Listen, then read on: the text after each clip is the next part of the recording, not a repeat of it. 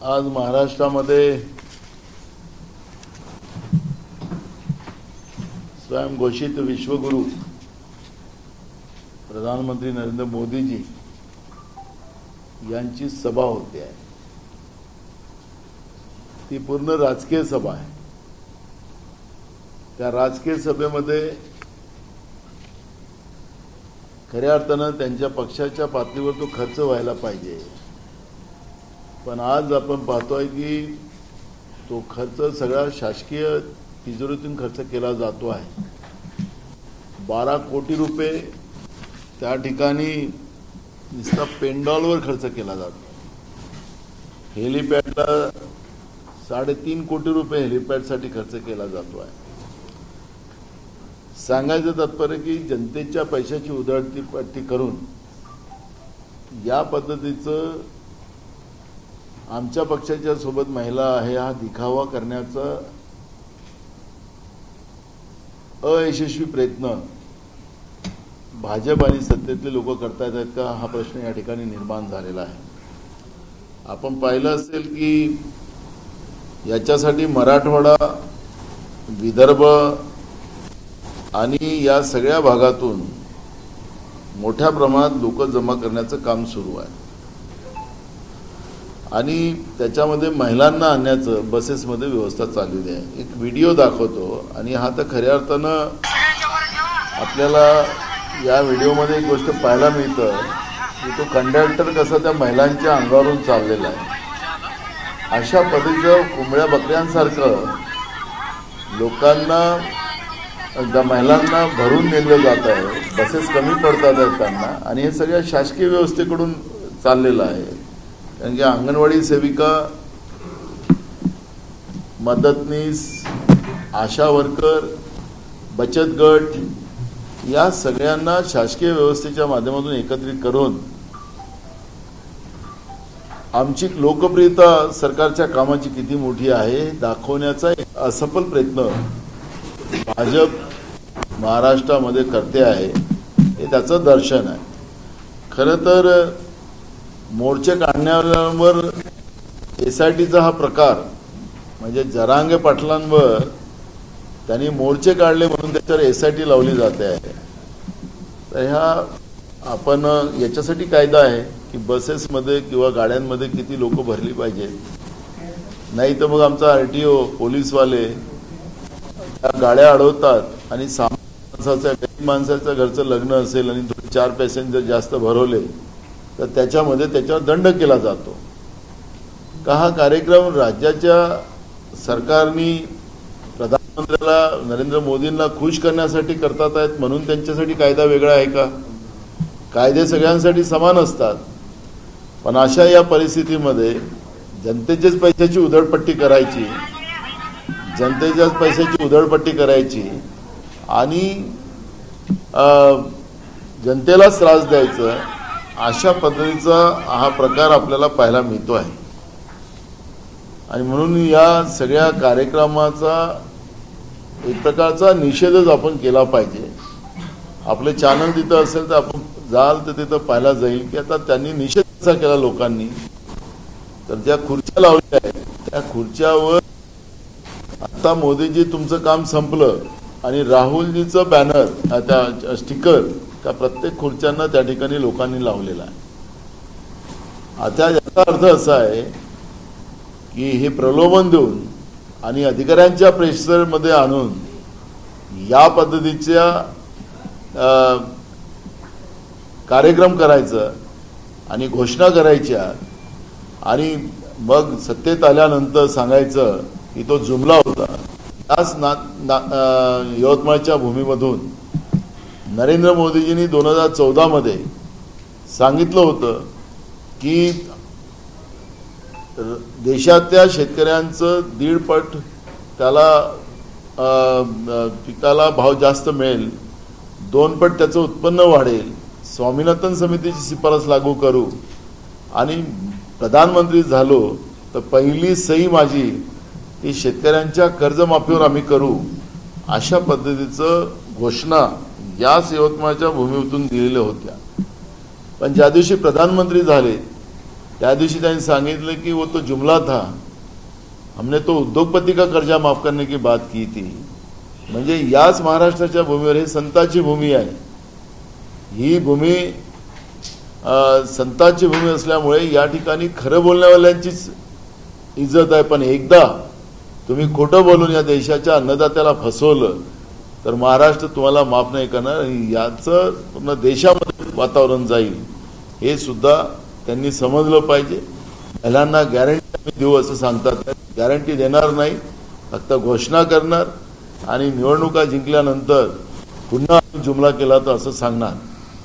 काही आपल्या राज्याचंही बजेट आपण पाहिलं, केंद्राचंही बजेट झालं, या दोन्ही बजेटमध्ये कुठं पण महागाई कमी करण्याचा सरकारने कुठलंही धोरण जाहीर केलेलं नाही. कालचे बजेट आपण पाहिलं, म्हणजे मी मगाशी सांगत होतो की 8 लाख कोटीचं कर्ज आज महाराष्ट्रावर आहे. 1 लाख कोटीचं आपल्या राज्याला जे काही इन्कम येणार होतं त्याला ते मिळाली नाही. वित्तीय तूट त्याला आपण म्हणतो. 1 लाख कोटीची वित्तीय तूट. जे काही कामं यांनी कर्ज रूपाने पैसे घेतले ते कामं विकासाच्या कामासाठी न लावता त्याला आपल्या कॉन्ट्रॅक्टर आणि या सगळ्या व्यवस्थेमध्ये कसं वाटता येईल या पद्धतीचा प्रयत्न जवळपास 60% त्याच्यावरचा त्या लोकांनी केलेला आहे. आणि यांच्याजवळ कुठलाही प्लॅन नाही. अजूनही मागच्या बजेटचे यांनी ज्या घोषणा केल्या त्याच्यामधले 49% पैसे अजूनही खर्च झाले नाही. याचा अर्थ सरकारजवळ पैसेच नाही.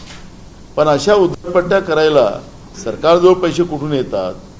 म्हणजे मी मगाशी सांगितलं की 12 कोटी रुपयाचा पेंडॉलच आणला, 12 कोटी रुपयाचा, 3.5 कोटी रुपयाचं हेलिपॅड तयार केले.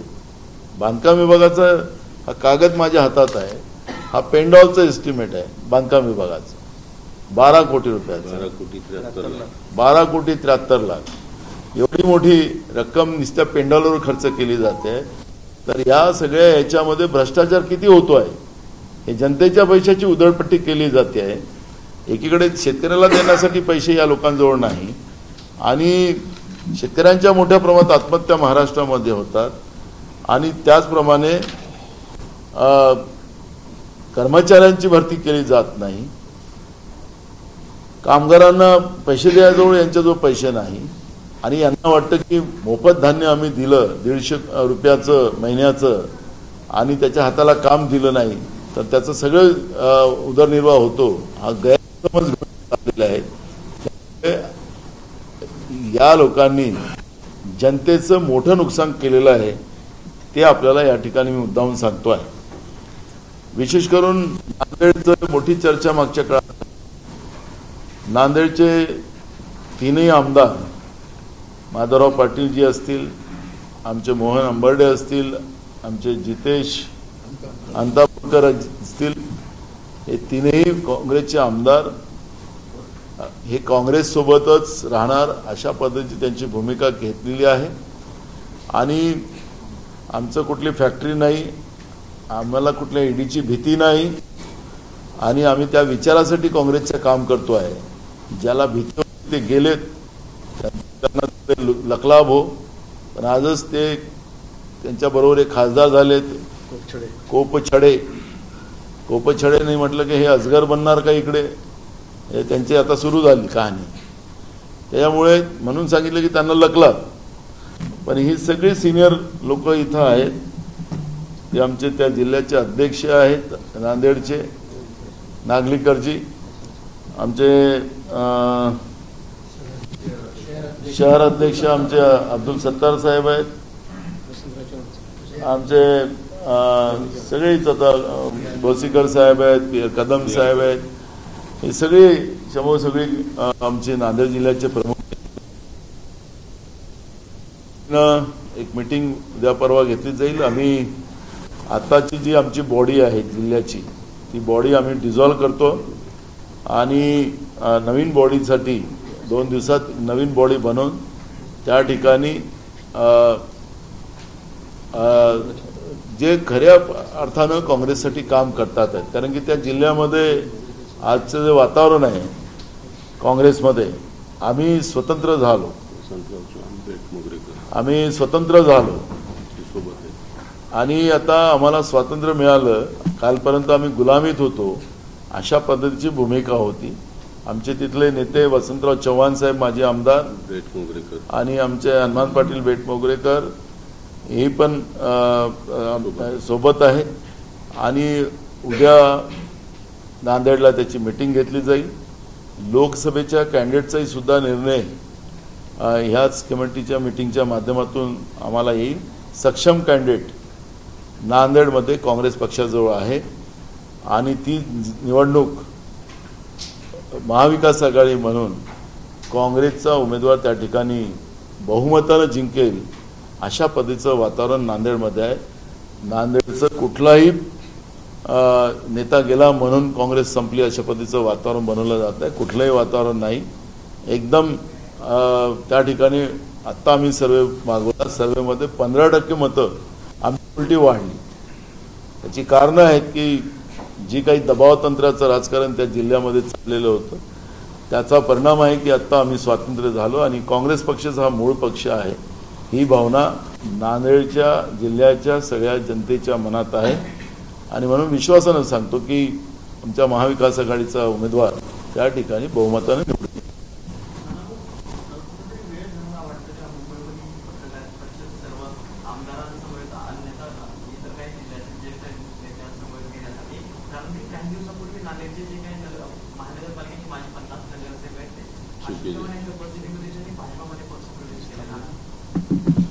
आपल्याला चुकीची माहिती आहे. स्वतः आमचे शहर अध्यक्ष अब्दुल सत्तार हे पण महापौर आहेत. आमचे नागलीकरजी स्वतः महापौर होते. अजून एक आहे ना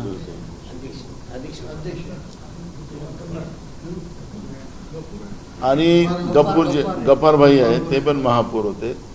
तर मला सांगायचं तात्पर्य असं आहे की आता सध्या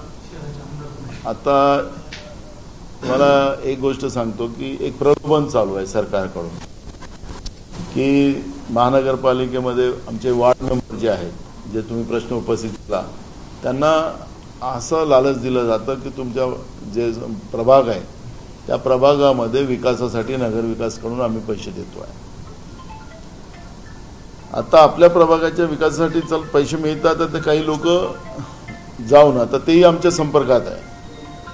उद्या आचारसंहिता लागली, इथे उरलं अजून ते गेलेले जे 54 सांगतात ते 54 नाही आहे, आकडा छोटा आहे, छोटा आकडा आहे. तुम्हाला अजून सांगतो की ते लोक पुन्हा वापस येतील, कारण की त्यांना काँग्रेसशिवाय ते जगू शकत नाही. काँग्रेस जीव आहे त्यांचा. ते फक्त आता हे प्रलोभन जे चाललेलं आहे आणि काही लोक आता माझी दुकान बरोबर आहे, माझ्यासोबत लोक आहेत असं दाखवण्याचा प्रलोभनाने प्रयत्न केला जातो आहे. पण तिथं वास्तविक लोक ही काँग्रेस विचाराची आहेत आणि तुम्हाला थोड्याच दिवसात त्या सगळे जे गेलेले लोक त्याच्यातले अनेक लोक वापस येताना आपल्याला पाहायला मिळतात.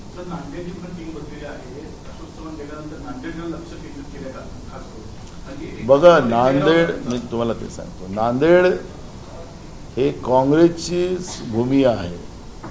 त्यांनी आता एक निवडणूक त्याच्यातली सोडली. आजही आमचे तिथं 3 आमदार आहेत आणि 4 आमदार होते, आता ते गेले, त्यांचा तो भाग वेगळा झाला. नांदेड हे तसंही काँग्रेसचा गड राहिला आहे आणि तिथं अनेक नेतृत्व हे काँग्रेसने तयार केलेलं आहे. त्यामुळे आम्ही हे जे आहे, हे टीम जी आहे आमची, तिथली जनता, तिथली नांदेडची, ही काँग्रेससोबत आहे. त्यामुळे आम्हाला कुठलं शक्ती प्रदर्शन करायची गरज नाही. शक्ती प्रदर्शन त्यांना करायची वेळ आहे. तिथं एकदम वातावरण क्लिअर आहे. नांदेड़ के सभी लोगों को, आज सभी विधायकों को और कमेटी के लोगों को मुंबई बुलाकर मीटिंग करनी पड़ी.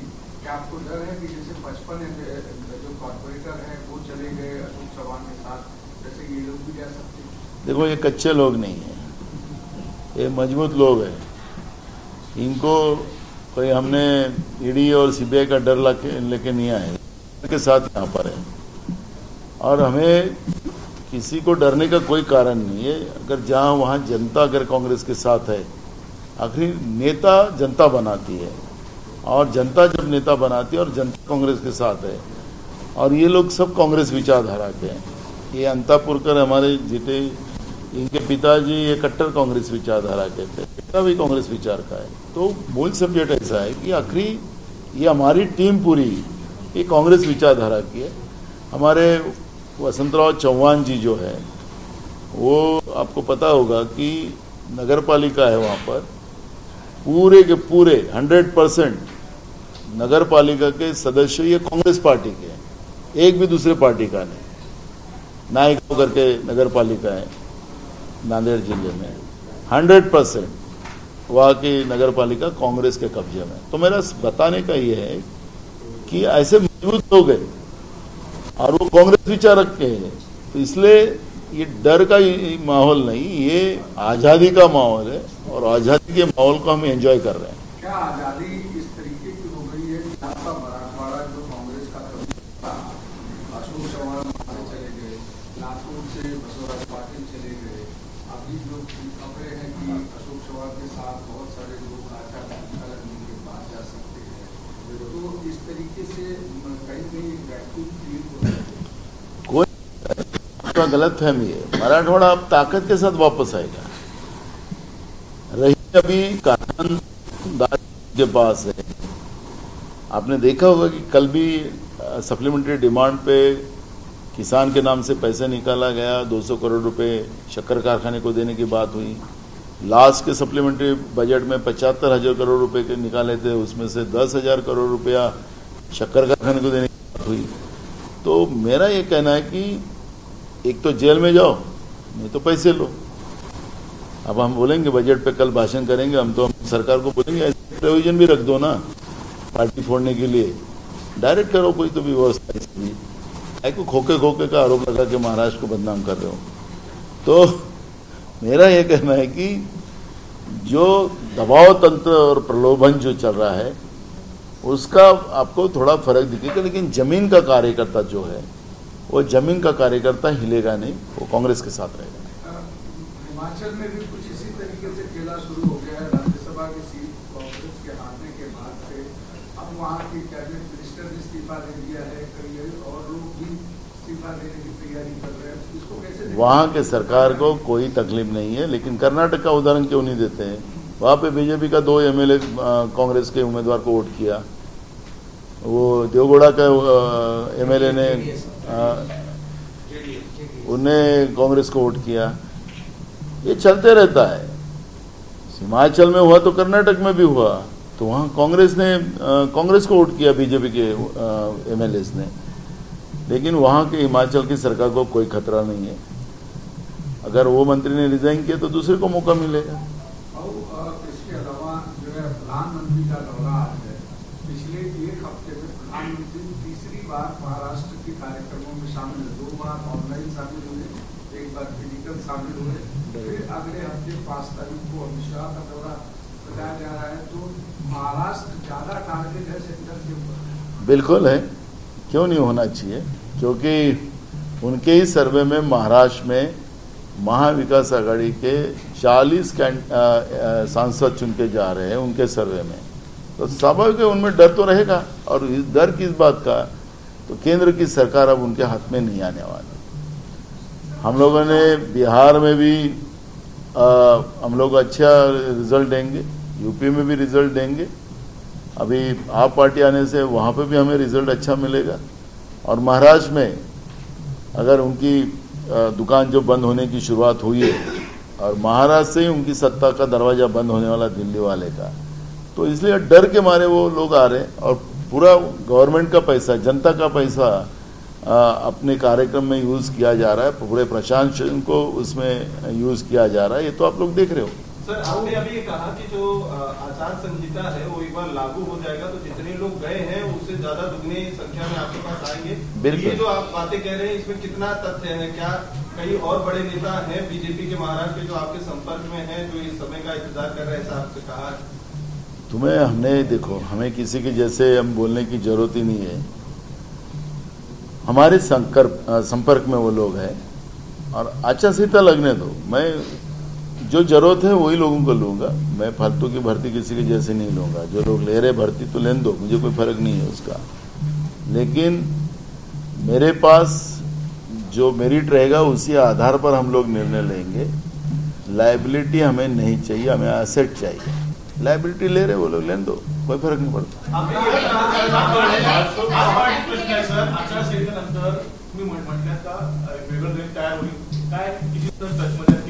आता मी आकडा आता सांगण्याचं चुकीचं होईल, ते बाकीचे लोक सांगू द्या त्यांना, कारण त्यांना कसं आहे, मला आमचा विषय एकदम क्लिअर आहे।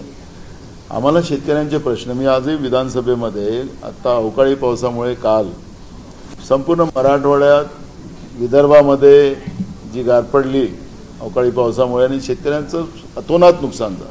मागच्याच अवकाळीचं अजून मदत नाही।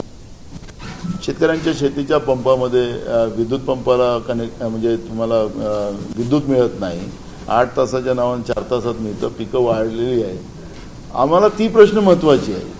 आम्हाला बेरोजगारांचे प्रश्न, आता तुम्ही आझाद मैदानात जा तर तुम्हाला किती मोर्चे आलेले आहेत, या सरकारच्या विरोधात किती राग आहे। म्हणजे आझाद मैदान पूर्ण पॅक आहे, पोलिसांना लाठीचार्ज करावा लागला। आज मी मगाशी धनगर समाजाचा तुमच्या चॅनलवर पाहत होतो, तर त्या धनगर समाजावर लाठीचार्ज करत होता, त्याला दबदाटी केली जात होती प्रशासनाच्या माध्यमातून। अशा पद्धतीचं चित्र आहे। त्याच्यामुळे ही जी काही परिस्थिती आज आहे ही लोकांनाही कळते, नेत्यांनाही कळते, आणि त्याच्यामुळे तुम्हाला आचारसंहिता लागू दे। या आचारसंहितेच्या नंतर मोदीचं सरकार या देशात येणारच नाही, हे तुम्हाला मी काळ्या दगडावरची पांढरी सांगतो की बिलकुल त्याचे सरकारच येणार नाही। आणि त्याच्यामुळे आचारसंहितेनंतर अनेक अनेक अनेक एक नाही अनेक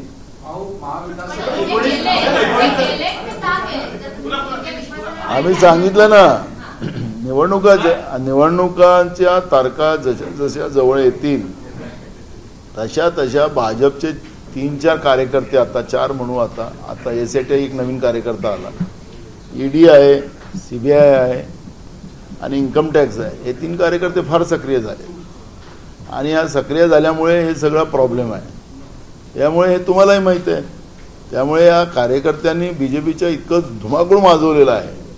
तुला जेलमध्ये जायचं की इकडे यायचं, तर काही लोक म्हणते जाऊ दे, कशाला करायचं, आता आपण बाहेरच राहू।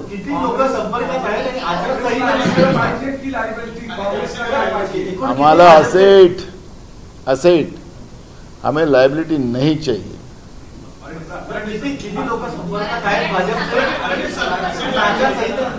अनेक काय त्याला आचारसंहितेच्या नंतर कार्यकर्ते थंडे होतील ना त्यांचे। आम्ही आमच्या जे संपर्कात आहे त्याच्यामध्ये आम्ही असेट घेऊ, आम्हाला लायबिलिटी नको, लायबिलिटी जे घेतात घेऊ द्या।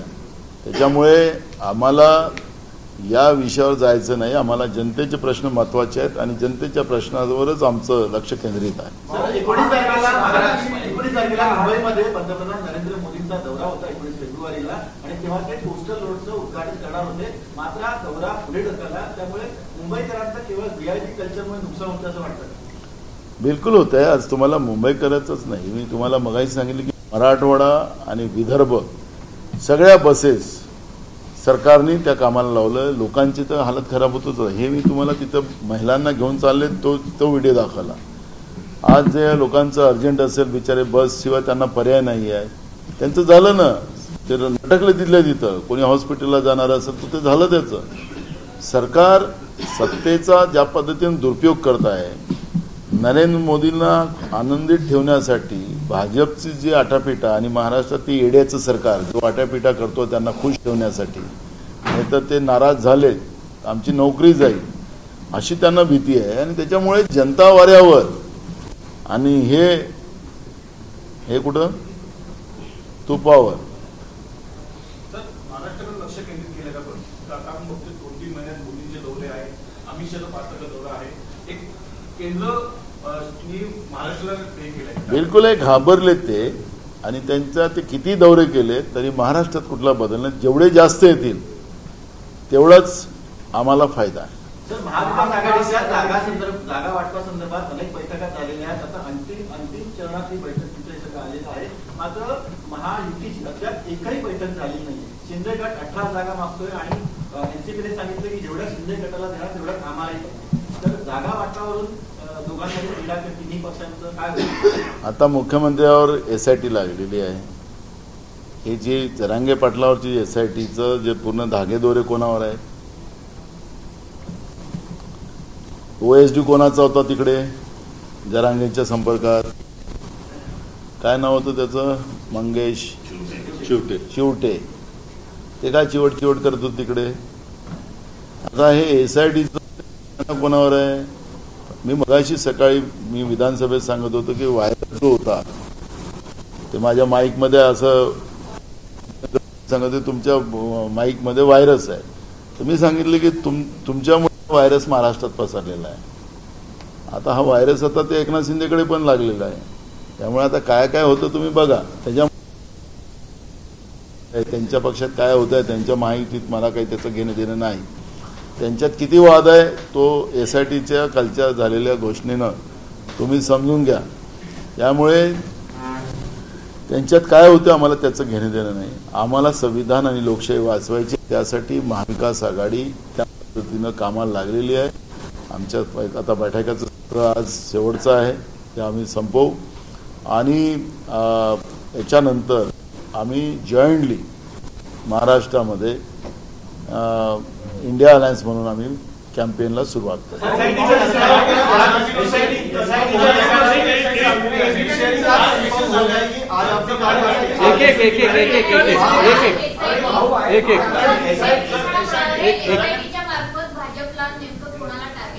आणि ज्या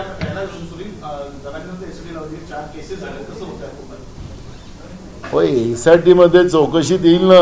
आम्ही जे वारंवार सांगतोय की एकनाथ शिंदेजींनी जाहीर करावं की जरांगे पाटलांशी त्यांचं काय काय बोलणं झालं. जरांगे पाटील जेव्हा मुंबईच्या सीमेवर आले त्यावेळेस तिथून त्यांना महापौर बंगल्यामध्ये दादरच्या घेऊन आले होते, ते तर आपल्याला माहिती आहे. तिथं काय बोलणं झालं मुख्यमंत्री मोदयांचं तेही कोणाला माहिती नाही. आतापर्यंत त्यांच्या गावाला मुख्यमंत्री गेले, तिथं त्यांच्या कानात काय बोलले ते कोणाला कळलं नाही.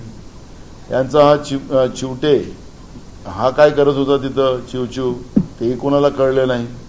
आखरी या सगळ्या याच्यामध्ये जेव्हा SIT चौकशी होईल तर आखरी मुख्यमंत्र्याशी ते काय बोलले आणि काय काय झालं ते त्याच्यात पुढे येणार.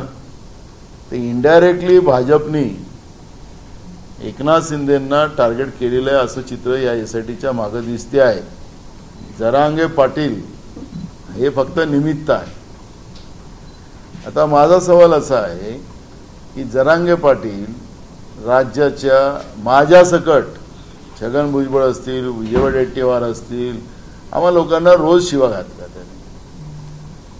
त्यावेळेस काय हे जागा नाही झाले.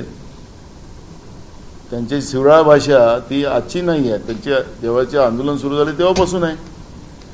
मी तर काहीच बोललो नाही. मी मराठा आरक्षणाच्या विरोध बोललो नाही. फक्त सरकारला आम्ही सांगितलं की OBCच्या आरक्षणाला धक्का न लावता मराठा आरक्षण दिलं पाहिजे. हे आमच्या पक्षाचं धोरण आहे. सेन्सेस करून द्या. 360 कोटी रुपये यांनी मागच्या अधिवेशनामध्ये मागासवर्गीय आयोगाला दिले. तर ते कुठलं सेन्सेस करतात आहे, काय करतात ते पावसाळी अधिवेशनात आम्ही विचारलं. त्यांनी काही त्याचं उत्तर दिलं नाही. नेमकं यांना मराठ्यांना आरक्षण द्यायचं नाही, यांना OBCंनाही आरक्षणाचा फायदा द्यायचा नाही असा यांचा प्रयत्न आहे. तुम्हाला माहितीसाठी सांगतो, तुम्ही प्रश्न विचारला म्हणून. OBCच्या पोरांना गेल्या 5 वर्षापासून त्यांना शिष्यवृत्ती या लोकांनी दिली नाही. शिष्यवृत्ती दिली नाही. आता OBCच्या पोरांचे जे अधिकार शिक्षणाचे आहेत त्यालाही त्याच्यापासून त्याला दूर करतात हे लोक. हे सांगायचं तात्पर्य ना मराठा समाजाचे झालेत ना OBC समाजाचे झाले. दोघांनाही समाजाला फसवलं. ज्या दिवशी मुंबईच्या सीमेवर गुलाल उधळला गेला त्या दिवशी आम्ही यांना विचारलं की तुम्ही नेमकं कोणाला फसवलं, मराठा समाजाला फसवलं की OBC समाजाला फसवलं. त्यांनी त्याचं उत्तर दिलं नाही. आणि मग जरांगे पाटलांनी 10 तारखेला जेव्हा आंदोलन सुरू केलं तर सरकार जागा झालं. आखरी हे जी काही तमाशा या महाराष्ट्राचा केला, या महाराष्ट्राच्या परंपरेचा केला, शाहू फुले आंबेडकरांच्या विचाराला काळीमा लावण्याचं या लोकांनी पाप केलं. त्याचा तर जनता बदला घेणारच. त्याच्यामुळे पण यांच्यात इनडायरेक्टली जे काही आता लढाई चाललेली आहे या SITच्या माध्यमातून पुढे येते आहे. त्यामुळे जागा वाटपाचा तुम्ही जो प्रश्न उपस्थित केला तो जागा वाटपाचा प्रश्न जो आहे ते अजून काय काय गोंधळ होईल ते पुढे पुढे बघू. महायुतीच्या जागा वाटपावर या SIT चौकशीचा परिणाम होईल असं तुम्हाला म्हणायचंय का? आणि आता राज्यामध्ये मुख्यमंत्री वर्सेस उपमुख्यमंत्री असे चित्र उभं आहे. तुम्ही बघा ना SITच्या याच्यामध्ये जे आम्ही वारंवार आता मुख्यमंत्र्यांना वेळ हाऊस चाललेला आहे. मुख्यमंत्री आता ते तिकडे गेले असतील काय येतात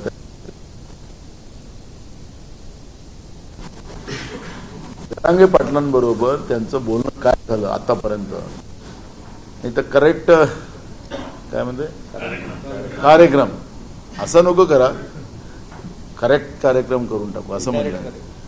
तर त्याला माझा मुद्दा असा आहे की ते त्यावर जाऊ नका. पण मला एकनाथ शिंदे साहेबांना म्हणायचं आहे मुख्यमंत्री महोदयांना म्हणायचं आहे की तुम्ही जरांगे पाटलांसोबत जे काही बोललात ते सदनाच्या माध्यमातून राज्याच्या जनतेला कळू द्या. SITचं उत्तर तिथंच येणार. SITला वेळ कशाला लावता. आणि आता रश्मी शुक्ला मॅडमला तर 2-2 वर्षाची आता पुन्हा वेळ मिळालेली आहे. अजून त्यांना एक्सटेन्शन देऊन टाकलेलं आहे. आणि रश्मी शुक्ला मॅडम तर बिलकुल एक्सपर्टच आहेत. या कशा फुल टाईम आहेत. कोणाच्या काय म्हणजे DG म्हणायचं आता काय DG आहेत म्हणून DGच म्हणायचं पण कार्यकर्ता कुठले आहेत ते तर सगळ्यांनाच माहिती आहे. यामुळे आता पुढं काय काय होईल हे तर आपल्याला दिसणारच आहे. काय आग लागलेली आहे ती आग त्यांच्यातच पेटू द्या. आम्हाला त्यांच्या आगीमध्ये जायचं नाही त्यांच्या भानगडीत पडायचं नाही. महाराष्ट्र सरकार आहे त्यांनी महाराष्ट्राच्या जनतेला न्याय दिला पाहिजे. ते न्याय देत नाही. खोटारडे बोलतात. बजेट खोटा काढतात. बजेटसारख्या व्यवस्थेमध्ये ते लोक घोषणाबाजीशिवाय त्यांना दुसरं काहीच नाही. आणि त्यांचे ठेकेदार जे आहेत त्या ठेकेदारांना कसे ठेके देता येईल आणि त्याच्यावरचं कमिशन कसं खाता येईल याच्यावरचा त्यांचा हा बजेट होता. कहीं ना कहीं मुख्यमंत्री के ऊपर बीजेपी दबाव डालने की कोशिश कर रही है. जरंगे पाटिल के लिए जो SIT हुआ है उसी को लेकर महायुति में जो सीटों की अभी तक पेशकश नहीं हो पाई है या खींचतान चल रही है आप उसको लिए बता रहे हैं कि दबाव तंत्र इस्तेमाल. देखो मैं तुमको एकदम स्पष्ट और सीधा सीधी बात करता हूँ यानी आपको एकदम स्पष्ट लगेगा. कल आशीष शेलार ने विधानसभा में प्रश्न खड़ा किया कि जिस तरह से वक्तव्य जरांगे पाटिल ने किया है महाराष्ट्र को जलाने की बात की है यही लाइन बोला है उन्होंने. तो इसके ऊपर SIT लगाया जाए. तो सरकार की तरफ से जवाब आना था. मुख्यमंत्री प्रमुख है सदन के उनके तरफ से जवाब आना था. पर स्पीकर से उन लोगों ने SIT की आदेश देने का जो कारण है तो इसमें तो सब दाल में काला है. दाल ही काली है. काला नहीं है दाल ही काली है. एकदम क्लियर है. अगर उनका खेला जो समझोगे आप लोग तो बिल्कुल एकदम डिसाइड कार्यक्रम स्क्रिप्टेड है. एकनाथ शिंदे जी ने अभी भी समझना चाहिए. हो गया खेल पूरा.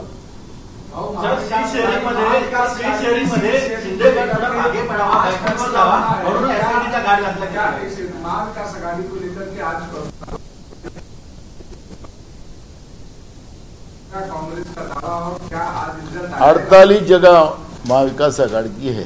आज क्या सीट शेयरिंग फाइनल 48 जगह महाविकास आघाड़ी की है. आज सीट शेयरिंग फाइनल हो जाए. मैं बोला ना 48 जगह हमारी है. सर सीट शेयरिंग मध्ये अरे अभी तो शुरुआत है. अभी तो बहुत सा आगे हैं. Thank you. चलो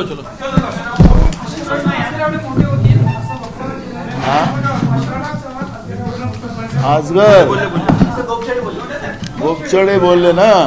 आता मी तेच सांगत होतो. मी अशोकरावांना पहिलेच सल्ला दिला होता पहिल्या दिवशी. फार तिकडे त्रास आहे आताच बिघडलं नाही आता येऊन जा इकडे. बघा गोपचडे सांगितलं ना RSSचा माणूस आहे गोपचडे. डायरेक्ट खासदार झाला RSS. आता तो गोपचडेच्या माध्यमातून अशोकरावाला तर तिथंच डाऊन करून टाकलं त्यांनी. आणि इकडे आमच्या चंद्रशेखर बावनकुळेच्या हाताने त्यांचा प्रवेश करून घेतला. किती मोठं काम.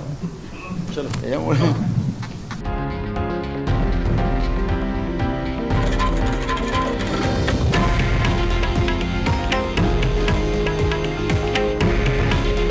हे आहे देशातील नंबर 1 न्यूज नेटवर्क आणि आपण पाहत आहात TV9 मराठी. काळजी तुमची, हित महाराष्ट्राचं.